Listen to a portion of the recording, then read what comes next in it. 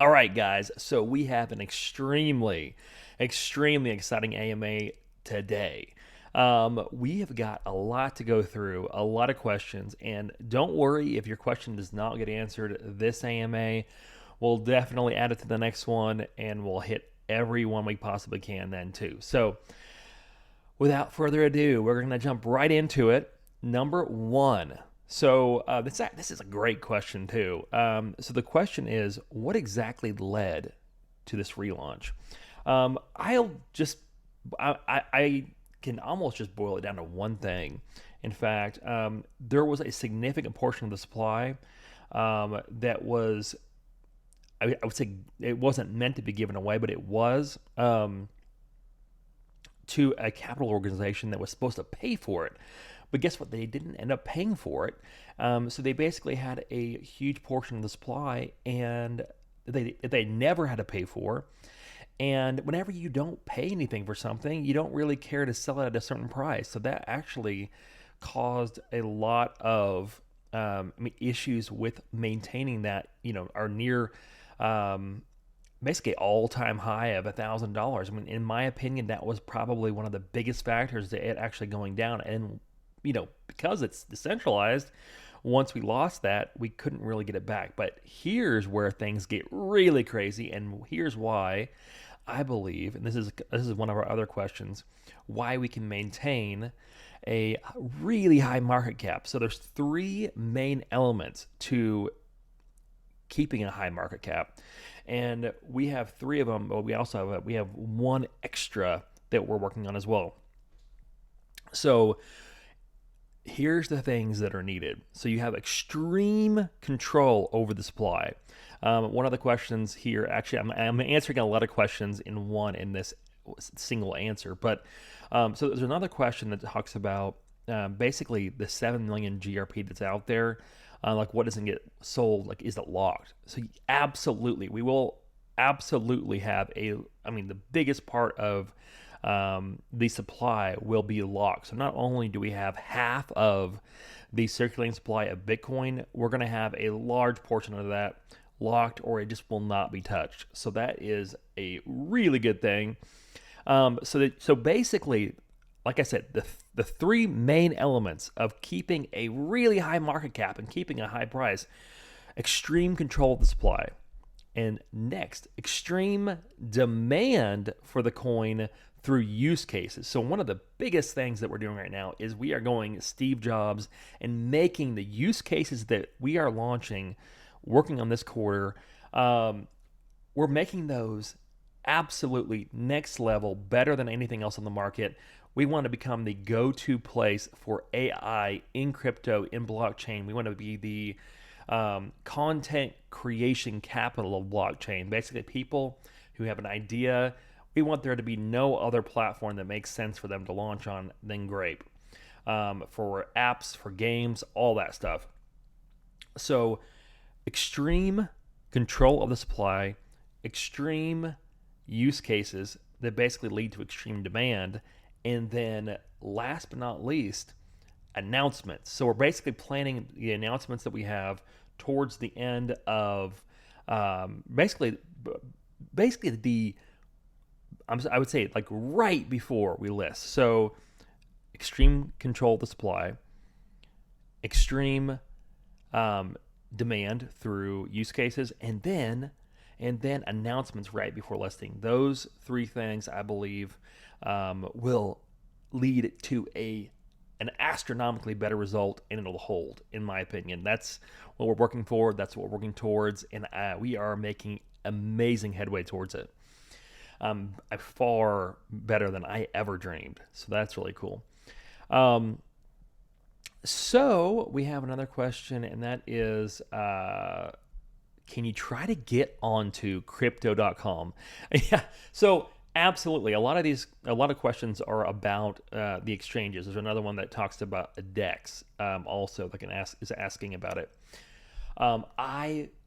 We will absolutely and totally make every effort to get on every major exchange that we possibly can. And of course, our biggest things are launching on exchanges that have accessibility in the UK, the US, Australia, Canada, those main markets. And we will absolutely do that. So that's the goal. Now, whenever we're in a primary market like we are, like basically a new launch, it's not always easy to get the absolute biggest exchanges, but we'll definitely be working towards it. Um, so this is actually phenomenal. I love this question. Somebody said, Steve, can you provide a comparison between the new stablecoin chain Plasma and Grape Chain? So this is actually really interesting. And what I'll just start off right off the bat.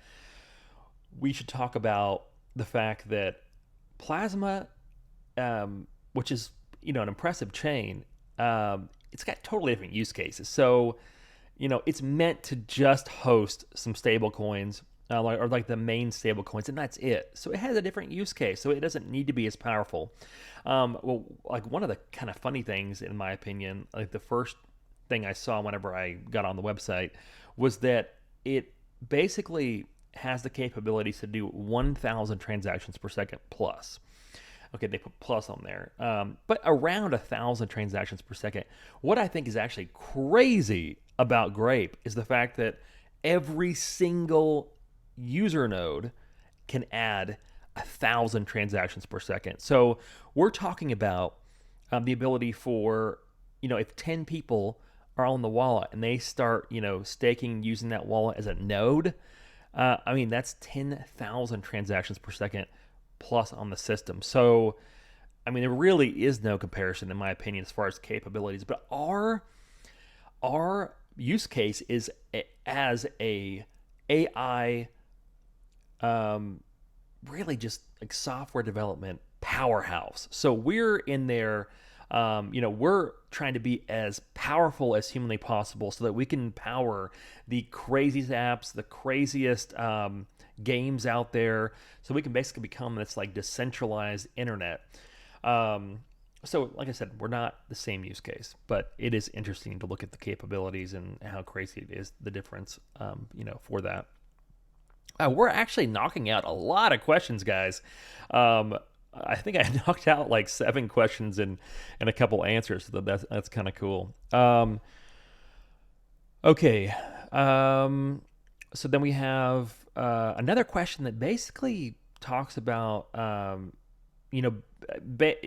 essentially breaking it down. ERC20 tokens obviously are a lot faster to list on exchanges, but the cool thing about where we are at with the development of GRP is, even though we're DAG, all of our stuff, like we're building everything to be extremely user-friendly focused as far as development goes. So it's the same EVM standard setup as any other chain. Like we're trying to basically have the same Ethereum standard. So even though it is extremely powerful, and it's a lot more powerful than any of the other layer 1s or layer 2s out there that I've seen, at least, it is also extremely development focused. So the APIs needed for integrating on exchanges, it's all there, and it's all like standard development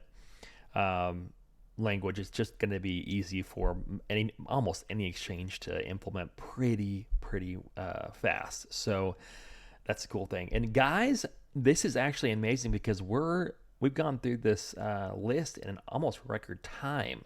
So there's a couple questions that we did not hit, and like I said, those questions will be hit next AMA. Please put your questions in either the Telegram group or the Discord group.